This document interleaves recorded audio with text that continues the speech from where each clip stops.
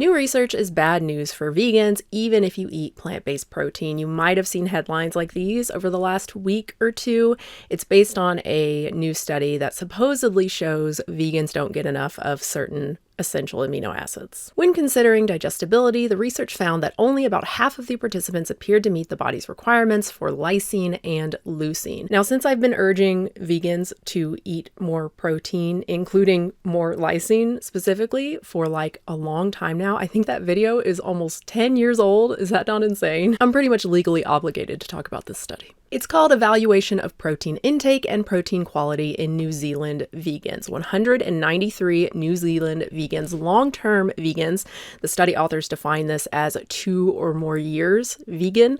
I don't know if I would personally call that long-term, but it should certainly be long enough to learn how to get enough protein. Okay, I'm not going to be mean. I'm not going to I told you so too much in this video. The study is actually pretty cool. So what they did, they had the participants log their food and supplement intake for 4 days, so a 4-day food diary.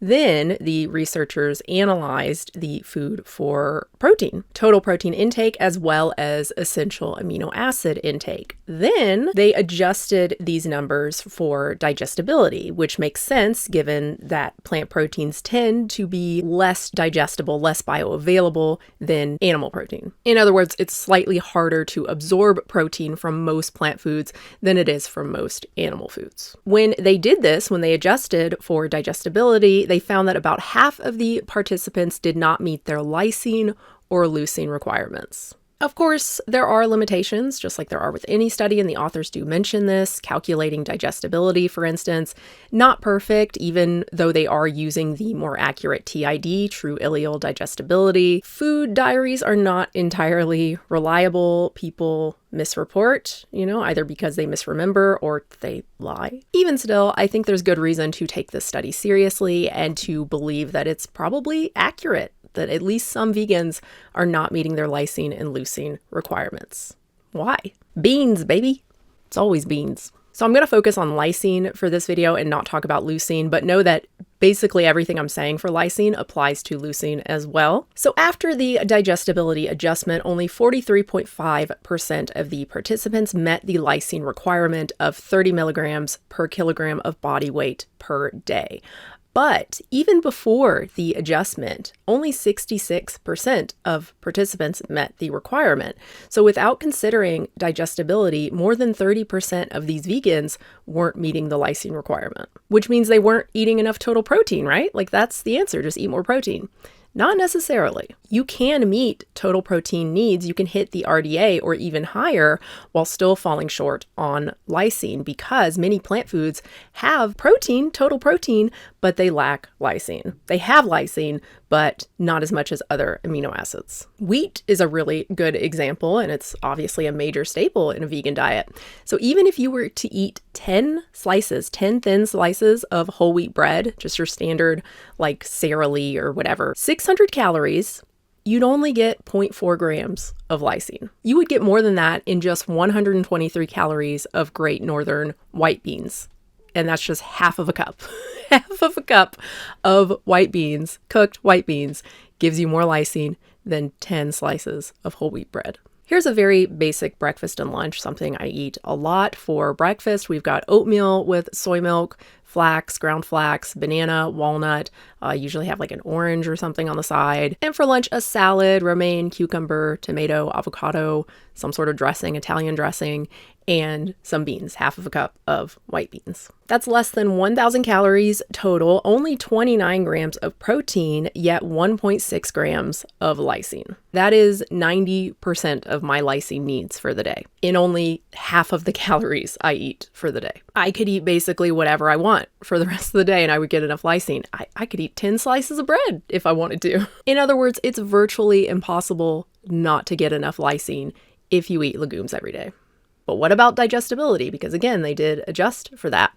According to the study, lysine dropped from 39.3 milligrams per kilogram of body weight to 31. That is a 21% drop, which is decent. But again, as I just showed, if you're eating legumes every day, This should not matter. Even a 30% drop should not matter. If we go back to the oatmeal and salad example, a 30% drop would reduce that from 1.6 to 1.12, which is still 63% of my daily needs in 1,000 calories. So pretty good. I might not want to eat 10 slices of bread for dinner.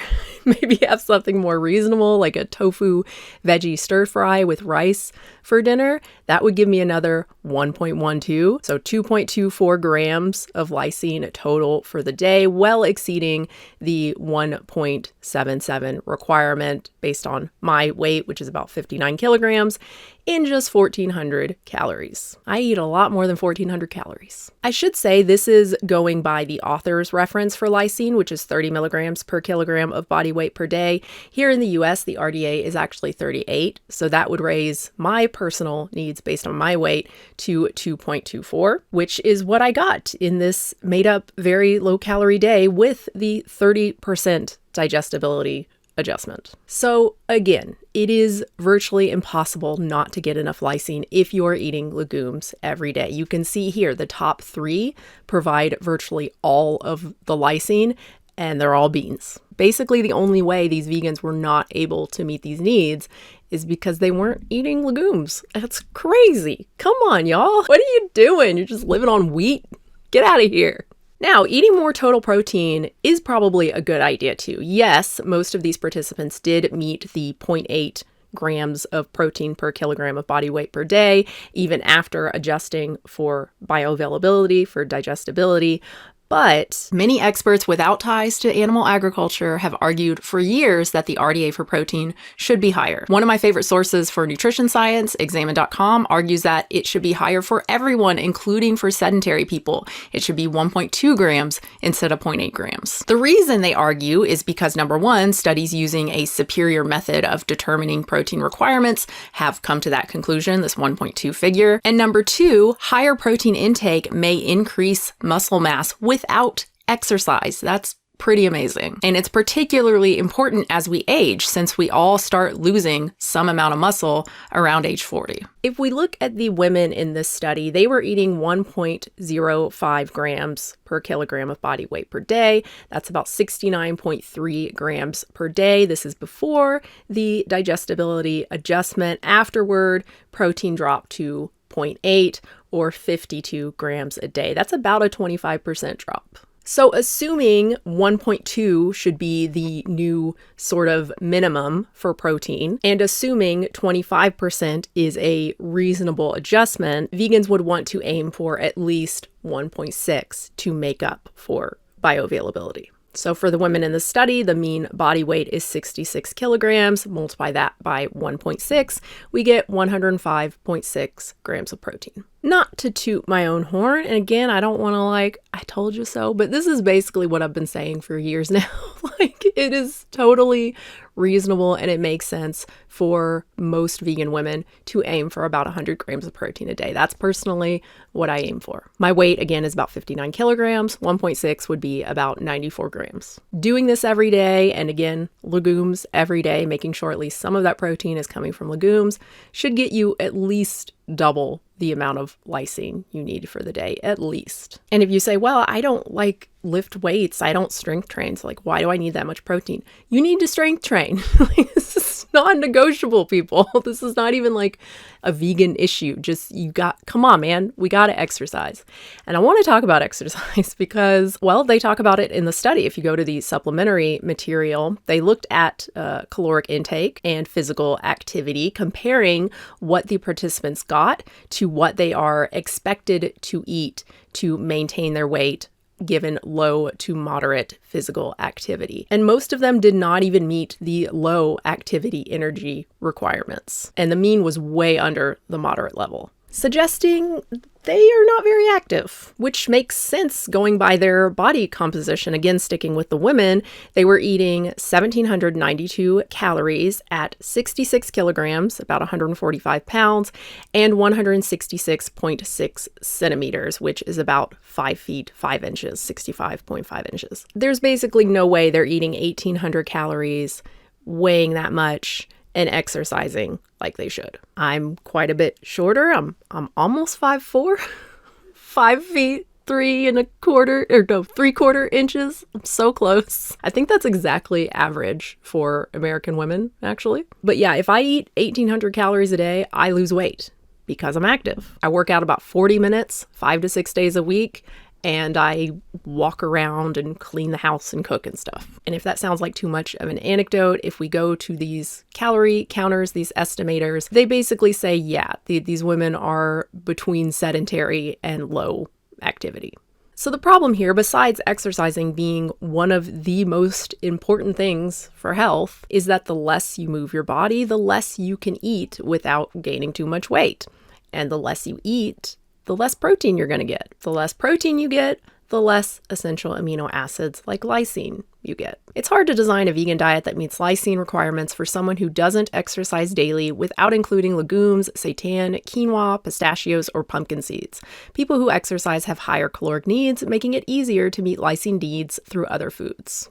Now, I do want to make clear that this study says nothing about actual deficiency. That is not something they were measuring. They did not take any blood samples, right? They are just looking at intake based on these food diaries. We have no idea what the participants' lysine levels were actually like.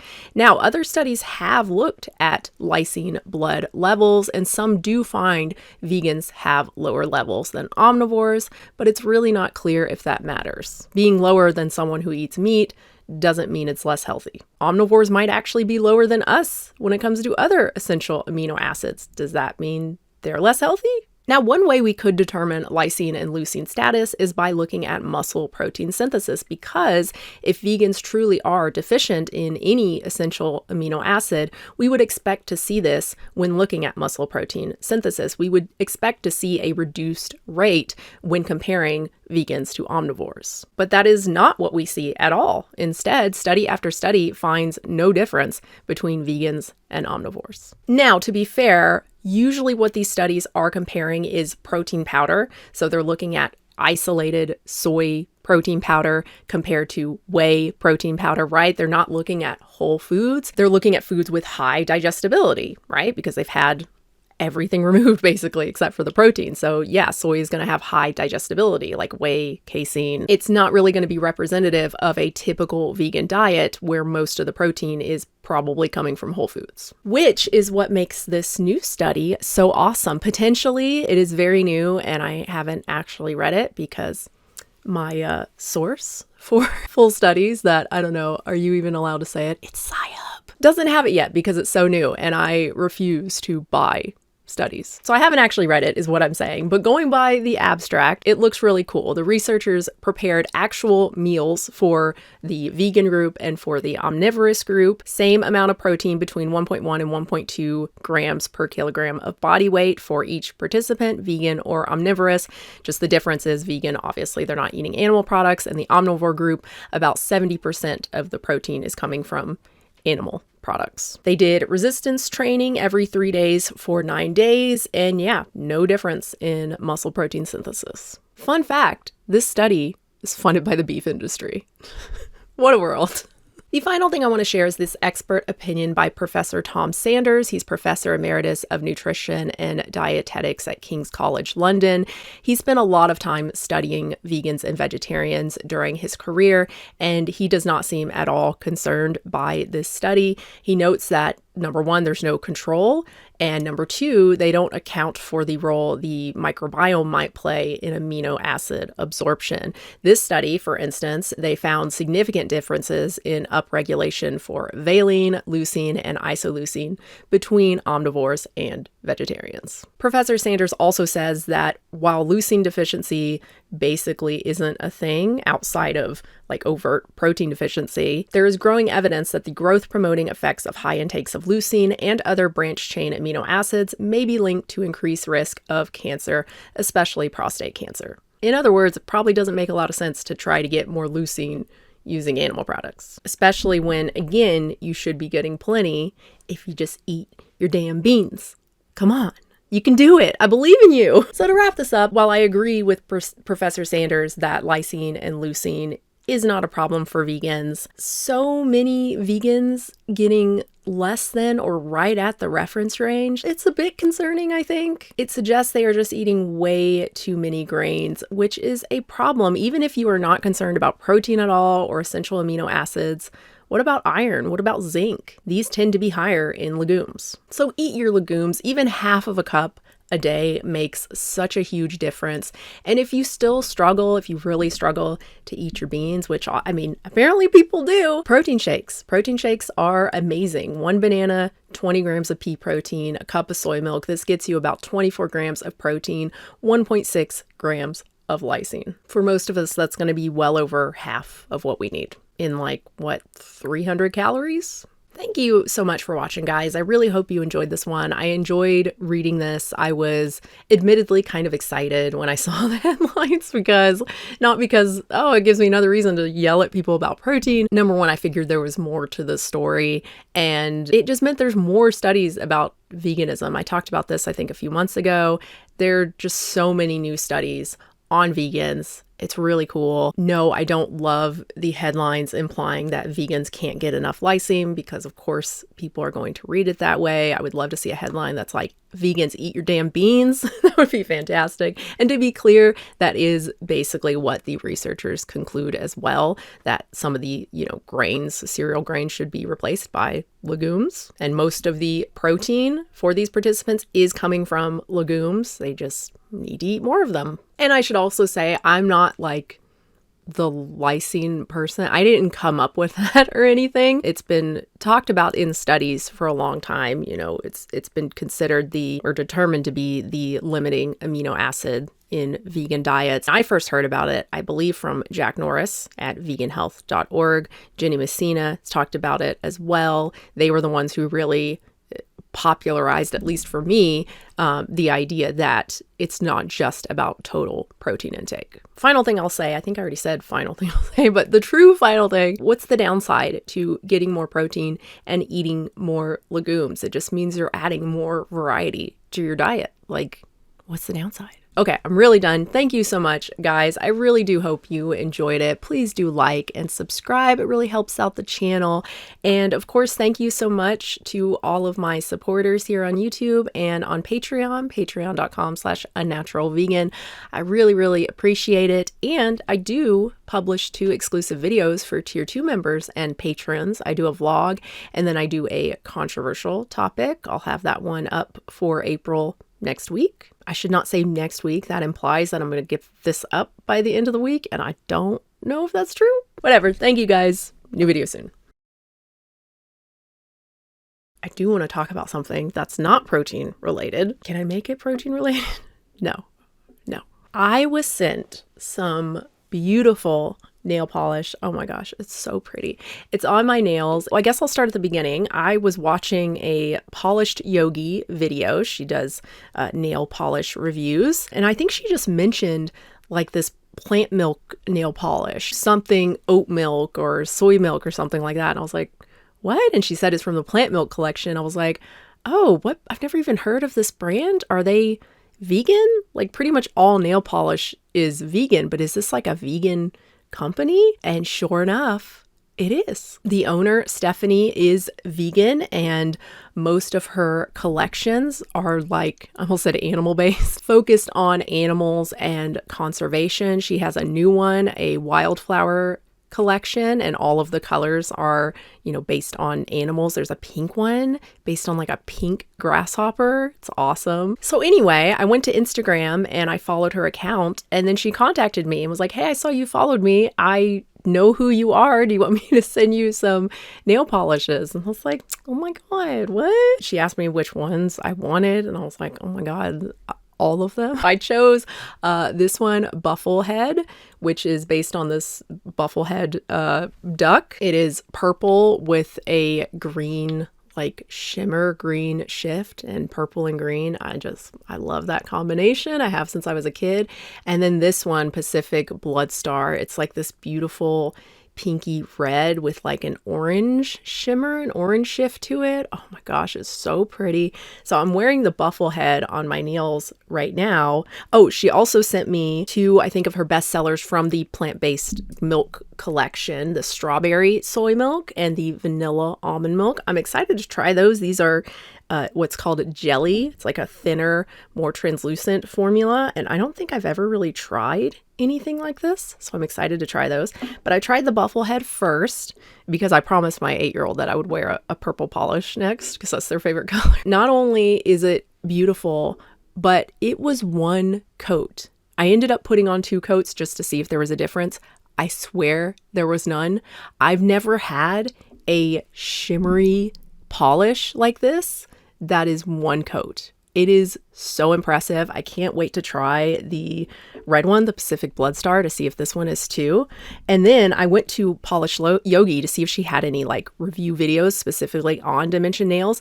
And she does. And she says the same thing, that the shimmers are like one coat shimmers. I'm just so impressed. Not that I have so much experience with nail polish, but like, I don't know, that's pretty awesome. She has a bunch of polishes with like vegan names too, which is really fun. I think there's like Vegan Princess, Vegan Prince. There might even be a Go Vegan. There's several different ones. It was really nice of her to send these to me. Again, I didn't pay for these. She didn't pay me to talk about them or anything. She didn't even ask me to. She just sent these to me.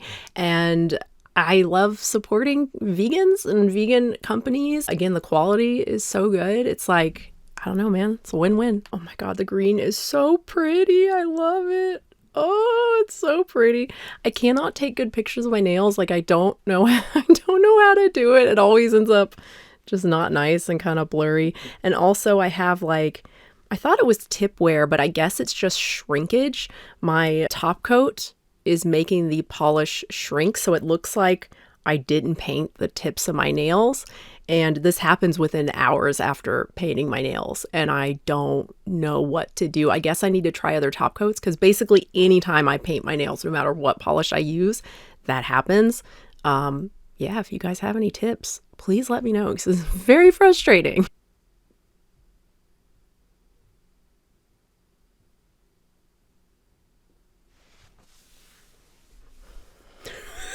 How long was I doing that for?